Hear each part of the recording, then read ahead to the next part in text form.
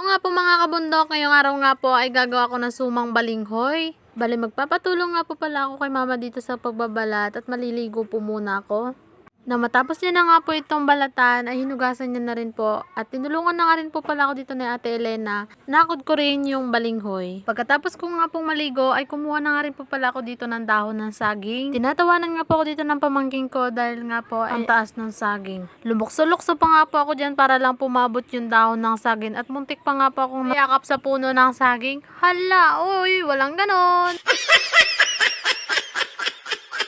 Pagkatapos ko nga po kumuha ng dahon ng saging, pinagsama-sama ko na nga rin po pala dito yung mga gagamitin ko. Kumayod nga rin po pala ako dito na isang pirasong niyog. Bali yung nakuha ko nga po pala ng niyog ay magulang na, kaya ang nilagay ko nga po pala dito sa aking ginawa ay yung gata na lang po.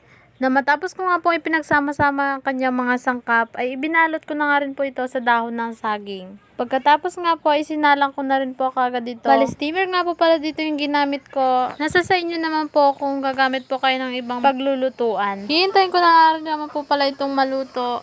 Mga 2 months ko nga lang po pala itong aantayin. Hala! Oy, walang ganon!